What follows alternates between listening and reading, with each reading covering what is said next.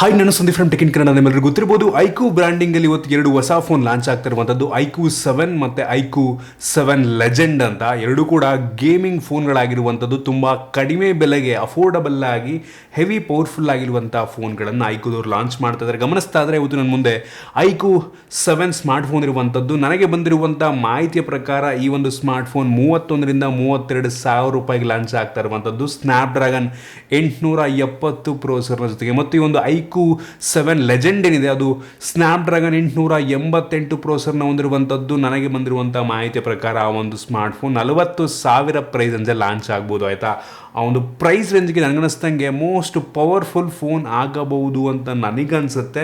So ನಾನಿವತ್ತು ಈ ಒಂದು ವಿಡಿಯೋದಲ್ಲಿ ಒಂದು iQOO 7 ಫೋನನ್ನು ಅನ್ಬಾಕ್ಸ್ ಮಾಡ್ತಾ ಇದ್ದೀನಿ. ಫಸ್ಟ್ ಇಂಪ್ರೆಷನ್ ಕೊಡ್ತಾ ಇದ್ದೀನಿ, ಏನು ಚೆನ್ನಾಗಿದೆ ಏನು ಚೆನ್ನಾಗಿಲ್ಲ, ಈ ಒಂದು ಪ್ರೈಸ್ ರೇಂಜಿಗೆ ಈ ಒಂದು ಫೋನನ್ನು ಪರ್ಚೇಸ್ ಮಾಡ್ಬೋದಾ, ಇದ್ರ ಬಗ್ಗೆ ಕಂಪ್ಲೀಟ್ ಡೀಟೇಲ್ಸ್ ಕೊಡ್ತೇನೆ. ಇದಕ್ಕಿಂತ ಮುಂಚೆ ನೀವು ನಮ್ಮ tech in Kannada tips subscribe ಮಾಡ್ಕೊಂಡಿಲ್ಲ, ಸಬ್ಸ್ಕ್ರೈಬ್ ಮಾಡ್ಕೊಳ್ಳಿ ಮತ್ತು ಬೆಲ್ ಐಕನ್ ಕೂಡ ಕ್ಲಿಕ್ ಮಾಡ್ಬೋದು. ಮೊದಲಾಗಿ ಈ ಒಂದು ಫೋನನ್ನು ಅನ್ಬಾಕ್ಸ್ ಮಾಡೋ ಗಮನಿಸ್ತಾ ಇದ್ರೆ ಬಾಕ್ಸ್ ನಿಮ್ಗೆ ರೀತಿ ನೋಡೋ ಸಿಗ್ತಾ ಇರುವಂಥದ್ದು. ಒಂದು ಒಳ್ಳೆ ಕ್ವಾಲಿಟಿಯ ಬಾಕ್ಸ್ ಇದಾಗಿದೆ. ಈ ಒಂದು ಬಾಕ್ಸನ್ನು ಓಪನ್ ಮಾಡಿದ ತಕ್ಷಣ ಡೈರೆಕ್ಟಾಗಿ ಇನ್ನೊಂದು ಸಣ್ಣ ಬಾಕ್ಸ್ ಸಿಗ್ತಿರುವಂಥದ್ದು. ಇದ್ರ ಮೇಲ್ಗಡೆ ಮಾನ್ಸ್ಟರ್ ಇನ್ಸೈಡ್ ಅಂತ ಬರೆದಿರುವಂಥದ್ದು. ಈ ಸಣ್ಣ ಬಾಕ್ಸ್ ಒಳಗೆ ನಿಮಗೆ ಒಂದು ಸಿಮ್ ಎಜೆಕ್ಷನ್ ಪಿನ್ ಇರುವಂಥದ್ದು ಮತ್ತು user manual, quick start guide ಮತ್ತು ವಾರಂಟಿ ಕಾರ್ಡ್ ಎಲ್ಲ ಸಿಗ್ತದೆ. ಅದನ್ನು ಬಿಟ್ಟರೆ ಡೈರೆಕ್ಟಾಗಿ ಒಂದು ಫೋನ್ ನಿಮಗೆ ನೋಡೋ ಸಿಗ್ತಾ ಇರುವಂಥದ್ದು. ಫೋನ್ ಫಸ್ಟ್ ಲುಕ್ಕಲ್ಲಿ ತುಂಬ ಪ್ರೀಮಿಯಮ್, ತುಂಬ ಸ್ಲಿಮ್ ಆಗಿದೆ ಅಂತ ಅನ್ನಿಸ್ತದೆ. ಇದ್ರ ಬಗ್ಗೆ ಆಮೇಲೆ ಮಾತನಾಡೋಣ. ಇದನ್ನು ಬಿಟ್ಟರೆ ಈ ಒಂದು ಬಾಕ್ಸ್ನ ಕೆಳಗಡೆ ನಿಮಗೆ ಒಂದು ಟ್ರಾನ್ಸ್ಪರೆಂಟ್ ಬ್ಯಾಕ್ ಕವರ್ ಕೂಡ ಸಿಗ್ತಾ ಇರುವಂಥದ್ದು. ಗಮನಿಸ್ತಾ ಇದ್ರೆ ಒಳ್ಳೆ ಕ್ವಾಲಿಟಿಯ ಬ್ಯಾಕ್ ಕವರ್ದಾಗಿರುವಂಥದ್ದು. ಜೊತೆಗೆ ಈ ಒಂದು ಬಾಕ್ಸ್ ಒಳಗೆ ನಿಮಗೆ 66 ವ್ಯಾಟ್ನ ಫಾಸ್ಟ್ ಚಾರ್ಜಿಂಗ್ ಅಡಾಪ್ಟರ್ ಸಿಗ್ತಾ ಇರುವಂಥದ್ದು. ಕ್ರೇಜಿ ಅಂತ ಹೇಳಕ್ಕೆ ಇಷ್ಟಪಡ್ತೀನಿ. 66 ವ್ಯಾಟು 30,000 ಪ್ರೈಸ್ ರೇಂಜ್ಗೆ ಸೂಪರ್ ಅನ್ಬೋದು. ಮತ್ತು ಈ ಒಂದು ಬಾಕ್ಸ್ ಒಳಗೆ ಒಂದು USB Type-C ಡಾಟಾ ಕೇಬಲ್ ಇರುವಂಥದ್ದು. ಟೈಪ್ ಇಂದ Type-C ಒಳ್ಳೆ ಕ್ವಾಲಿಟಿಯ ಡಾಟಾ ಕೇಬಲ್ ಇದಾಗಿರುವಂಥದ್ದು. ಡೈರೆಕ್ಟಾಗಿ ಒಂದು ಫೋನಿಗೆ ಬಂತು ಅಂತ ಅಂದರೆ ಕ್ರೇಜಿ ಪ್ರೀಮಿಯಂ ಕ್ವಾಲಿಟಿಯ ಫೋನ್ ಇದಾಗಿರುವಂಥದ್ದು. ಸೊ ಸಖತ್ ಪ್ರೀಮಿಯಂ ಅನ್ನಿಸ್ತಾ ಇದೆ. ಇನ್ನು ಗಮನಿಸ್ತಾ ಇದ್ರೆ ಒಂದು ಬಾಕ್ಸ್ ಒಳಗಿರುವಂಥ ಕಂಪ್ಲೀಟ್ ಎಕ್ಸಸರೀಸ್ಗಳನ್ನು. ಮೊದಲಾಗಿ ಒಂದು ಫೋನ ಡಿಸೈನ್ ಮತ್ತು ಬಿಲ್ಡ್ ಕ್ವಾಲಿಟಿ ಬಗ್ಗೆ ಮಾತನಾಡಬೇಕಂತಂದರೆ ಒಂದು ಫೋನ್ ಅಷ್ಟೊಂದು ವೆಯ್ಟ್ ಇಲ್ಲ. ಸುಮಾರು 196 ಗ್ರಾಮನ್ನು ಹೊಂದಿರುವಂಥ ಫೋನ್ ಆಗಿರುವಂಥದ್ದು. ಈ ಒಂದು ಫೋನ್ನ ಫ್ರಂಟು ಮತ್ತು ಬ್ಯಾಕ್ ಎರಡು ಕೂಡ ಗ್ಲಾಸ್ ಆಗಿರುವಂಥದ್ದು. ಆಯಿತಾ, ಅಷ್ಟು ಈಸಿಯಾಗಿ ಸ್ಕ್ರ್ಯಾಚಸ್ ಆಗೋದಿಲ್ಲ. ಒಂದು ಒಳ್ಳೆ ವಿಷಯ ಹೇಳಕ್ಕೆ ಇಷ್ಟಪಡ್ತೀನಿ. ಫ್ರಂಟಲ್ಲಿ ನಿಮಗೆ ಪಂಚುಲ್ ಕ್ಯಾಮ್ರಾ ಸಿಗ್ತಾ ಇರುವಂಥದ್ದು. Full screen display, already screen ಗಾರ್ಡನ್ನು ಅವರೇ ಹಾಕಿದ್ದಾರೆ. ಬೆಸಲ್ ಆಲ್ಮೋಸ್ಟ್ ಎಲ್ಲ ಕಡೆ ಕಡಿಮೆನೇ ಇರುವಂಥದ್ದು.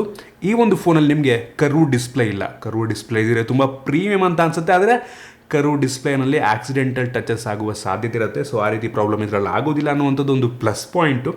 ಮುಂದ್ಗಡೆಯಿಂದ ತುಂಬ ಪ್ರೀಮಿಯಮ್ ಆಗಿ ಕಾಣುತ್ತೆ. ಇನ್ನು ಹಿಂದಕ್ಕೆ ಬಂತು ಅಂತ ಅಂದರೆ ಆಗಲೇ ಗ್ಲಾಸು ಸ್ಮಡ್ಜಸ್ ಆಗುವ ಸಾಧ್ಯತೆ ಇರುತ್ತೆ. ಆದರೆ ಸ್ಮಡ್ಜಸ್ ಅಷ್ಟೊಂದು ಕಾಣ್ತಾ ಇಲ್ಲ. ಆಯಿತಾ, ಆಟೋಮೆಟಿಕ್ ಅದನ್ನೇ ಹೋಗ್ಬಿಡುತ್ತೆ ನಿಧಾನಕ್ಕೆ. ಬಟ್ ಬ್ಯಾಕ್ ಕವರ್ ಹಾಕೊಂಡ್ರೆ ಒಳ್ಳೆಯದು.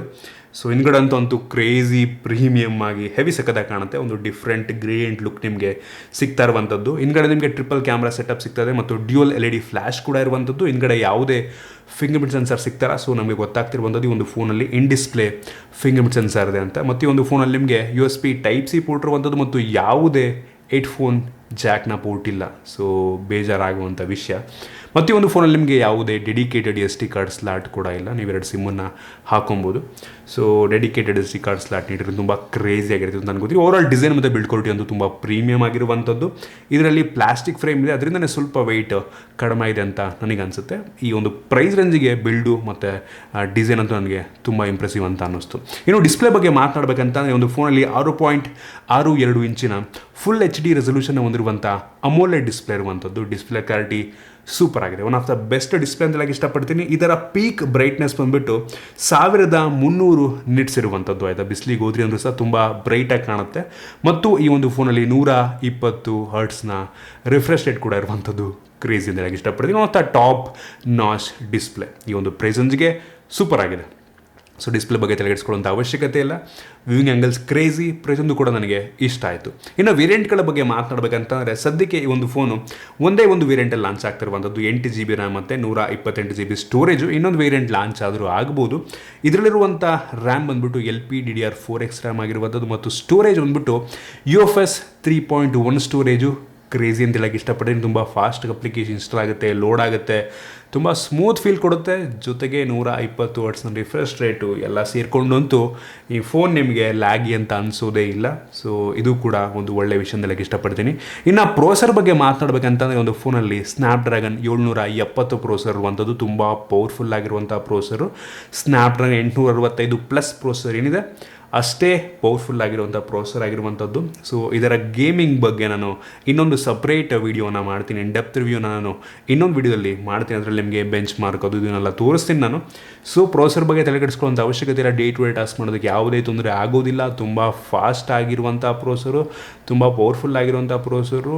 ಪ್ರತಿಯೊಂದು ಸ್ಪೆಸಿಫಿಕೇಷನ್ಗೆ 120 Hz ಮತ್ತು ರ್ಯಾಮು 3.1 ಸ್ಟೋರೇಜ್ ಎಲ್ಲ ಸೇರಿಕೊಂಡು ನಿಮಗೆ ನನಗನ್ನಿಸ್ದಂಗೆ ಒಂದು ಸ್ಮೂತ್ ಫೀಲ್ನ ಕೊಡುತ್ತೆ ಅಂತ ನನಗಂತೂ ಅನಿಸುತ್ತೆ. ನಾನು ಯೂಸ್ ಮಾಡ್ತಿರೋ ಹಂಗೆ ಇದುವರೆಗೂ ಕೂಡ ಸ್ವಲ್ಪನೂ ಕೂಡ ನನಗೆ ಲ್ಯಾಗಿ ಅಂತ ಅನಿಸಿಲ್ಲ.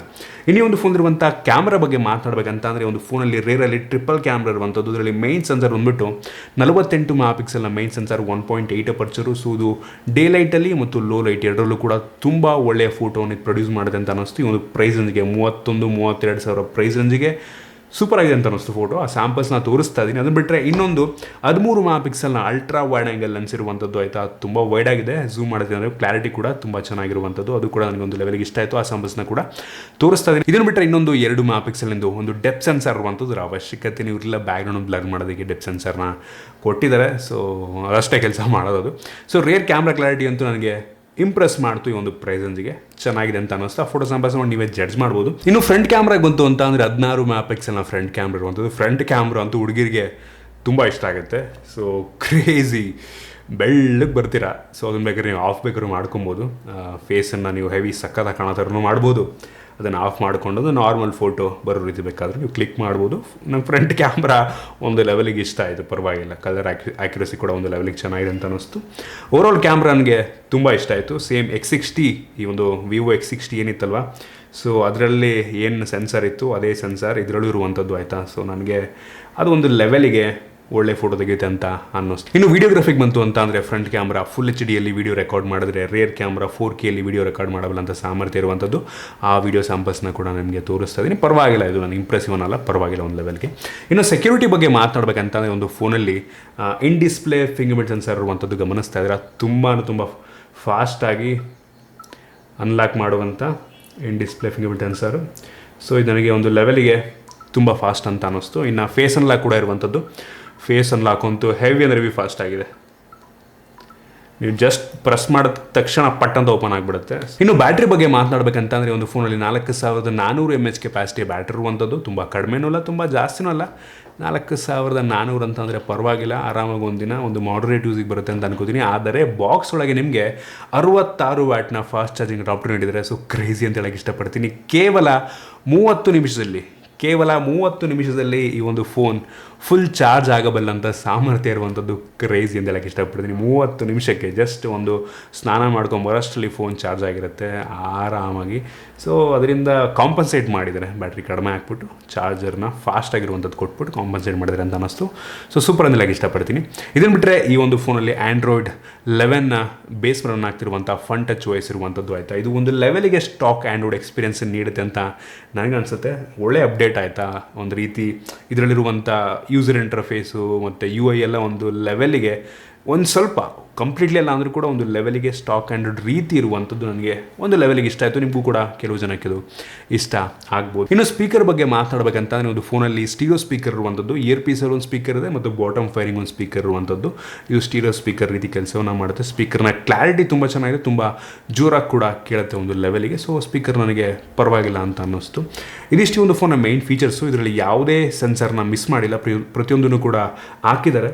ಸೊ ನೀವು ಹಾಗಾದರೆ ಕೇಳ್ಬೋದು, ಈ ಒಂದು ಫೋನನ್ನು 31-32 ಸಾವಿರ ಪ್ರೈಸಲ್ಲಿ ಪರ್ಚೇಸ್ ಮಾಡ್ಬೋದಾ ಅಂತ. ನಾನಂತೀನಿ ಈ ಒಂದು ಸ್ಪೆಸಿಫಿಕೇಷನ್ ನೋಡಿಕೊಂಡ್ರೆ ಡಿಸ್ಪ್ಲೇ ತುಂಬ ಕ್ರೇಜಿಯಾಗಿರುವಂಥದ್ದು, ಬಿಲ್ಡ್ ಕ್ವಾಲಿಟಿ ತುಂಬ ಚೆನ್ನಾಗಿದೆ ಮತ್ತು ಸ್ಟೋರೇಜ್ ತುಂಬ ಚೆನ್ನಾಗಿದೆ ಮತ್ತು ಪ್ರೋಸರ್ ಸ್ನ್ಯಾಪ್ಡ್ರ್ಯಾಗನ್ 670 ಕ್ರೇಜಿ ಪ್ರೋಸರು ಮತ್ತು ಇದರಲ್ಲಿರುವಂಥ ಕ್ಯಾಮ್ರಾ ನನಗೆ ಒಂದು ಲೆವೆಲಿಗೆ ಇಷ್ಟ ಆಯಿತು, ಚೆನ್ನಾಗಿದೆ ಅಂತ ಅನ್ನಿಸ್ತು. ಮತ್ತು ಸೆಕ್ಯೂರಿಟಿ ಕೂಡ ಚೆನ್ನಾಗಿರುವಂಥದ್ದು. ಫೇಸ್ ಅನ್ಲಾಕ್ ಕೂಡ ಫಾಸ್ಟ್ ಆಗಿದೆ, ಇನ್ ಡಿಸ್ಪ್ಲೇ ಮತ್ತು ಬ್ಯಾಟ್ರಿ ಕೂಡ 4400 ಅಂತಂದರೆ ಪರವಾಗಿಲ್ಲ ಮತ್ತು 66 ವ್ಯಾಟ್ನ ಚಾರ್ಜರು. ಸೊ 32 ಸಾವಿರ ರೂಪಾಯಿಗೆ ನನಗನ್ನಿಸ್ತಂಗೆ ಒಂದು ಒಳ್ಳೆಯ ಸ್ಪೆಸಿಫಿಕೇಷನ್ ಅಂತ ನನಗಂತೂ ಅನ್ನಿಸ್ತು. ನಿಮಗೆ ವಿವೋದಲ್ಲಿ ಅಥವಾ ಐಕೋದಲ್ಲಿ ಒಂದು ಫೋನ್ ಪರ್ಚೇಸ್ ಮಾಡಬೇಕು ಅಂತ ಅನ್ಕೋತಿದ್ದೀರಾ ಅಂತ ಅಂದರೆ ಸೊ ಈ ಒಂದು ಫೋನ್ ನೀವು ಆರಾಮಾಗಿ ಪರ್ಚೇಸ್ ಮಾಡ್ಬೋದು. ಸೊ ಒಂದು ಒಳ್ಳೆ ಕಾಂಪಿಟೇಟಿವ್ ಆಗಿ ಈ ಒಂದು ಪ್ರೈಸನ್ನು ಫಿಕ್ಸ್ ಮಾಡಿದ್ರೆ ಅಂತ ಅನ್ನಿಸ್ತಾ ಇರುವಂಥದ್ದು. ಸ್ಪೆಸಿಫಿಕೇಷನ್ನಿಗೆ 32,000 ನನಗನ್ನಿಸ್ದಂಗೆ ಒಂದು ಒಳ್ಳೆಯ ಪ್ರೈಸ್ ಅಂತ ನನಗೆ ಅನ್ನಿಸ್ತಾ ಇರುವಂಥದ್ದು. ಒಂದು ಆಪ್ಷನ್ ಆಗಿ ಒಂದು ಫೋನ್ ಇಟ್ಕೊಬೋದು ನೀವು. ಸೊ ಇದಿಷ್ಟು ನನ್ನ ಒಪಿನಿಯನ್ನು, ಆನೆಸ್ಟ್ ಒಪಿನಿಯನ್ ಒಂದು ಫೋನ್ನ ಬಗ್ಗೆ. ನಿಮ್ಗೆ ಇದ್ರ ಬಗ್ಗೆ ಏನನ್ಸುತ್ತೆ ಕೆಳಗಡೆ ಕಾಮೆಂಟ್ ತಿಳಿಸ್ಬೋದು. ಇಷ್ಟ ಆದ ಬಿಟ್ಟು ಲೈಕ್ ಮಾಡಿ, ಶೇರ್ ಮಾಡಿ. ಇದೇ ರೀತಿ ನಮ್ಮ ಬೇರೆ ಬೇರೆ ವಿಡಿಯೋ ನಮ್ಮ tech in Kannada YouTube subscribe ಮಾಡ್ಕೊಂಡಿಲ್ಲ, ಸಬ್ಸ್ಕ್ರೈಬ್ ಮಾಡ್ಕೊಳ್ಳಿ, ಒಂದು ಬೆಲ್ ಐಕನ್ ಕೂಡ ಕ್ಲಿಕ್ ಮಾಡ್ಬೋದು. ಸಿಗೋಣ ನಮ್ಮ ವಿಡಿಯೋದಲ್ಲಿ.